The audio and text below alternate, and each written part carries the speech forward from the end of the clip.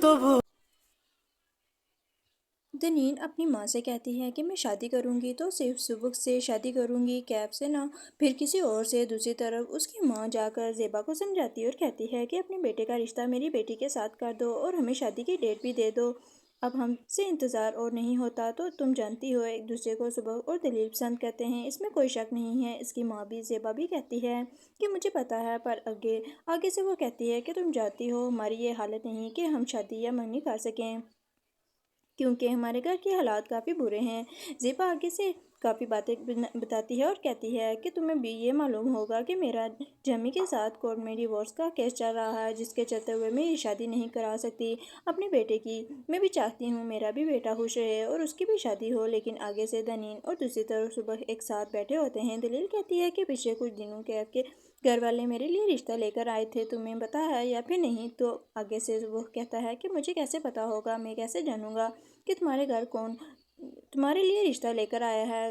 دنین یہ سن کر غصہ آ جاتی ہے اور کہتی ہے کہ یہ سب کچھ تم نے ہی کیا ہے، اور کس نے کرنا تھا، مجھے سب پتا چل گیا ہے۔ زیبا باجی نے مجھے ایک ایک بات بتائی کہ کس طرح سے تم نے اس کے گھر والوں کو کنونس کیا اور کہا کہ جائیں اب دین کا رشتہ لے کر کرائیں۔ کیا تم مجھے اتنا پاگل سمجھتے ہو؟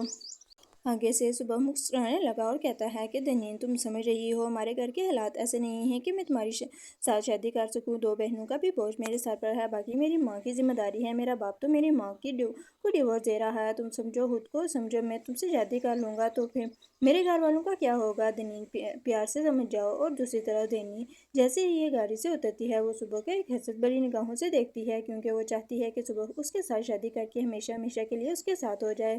وہ صبح کو اپنا بنانا چاہتی ہے تاکہ کوئی دوسری لڑکی دیکھ کر بھی نہ سکے صبح کو۔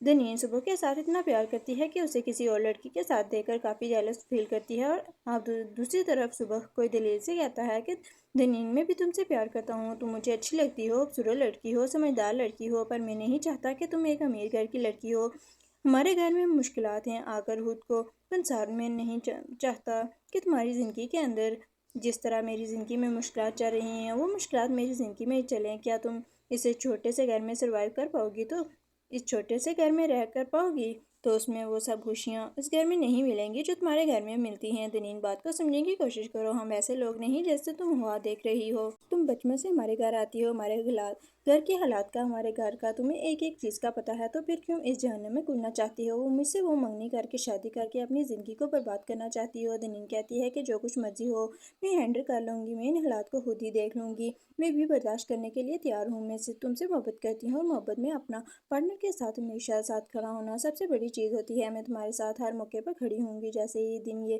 باتیں ختم کرتی ہے وہ گھر جاتی ہے، اپنی ماں سے جا کر کہتی ہے کہ ماں مجھے نہیں پتا، ہم صبح کے گھر رشتہ لے کر جائیں، اس کی ماں کو سمجھائیں کہ ہمیں فی الحال آپ سے منگنی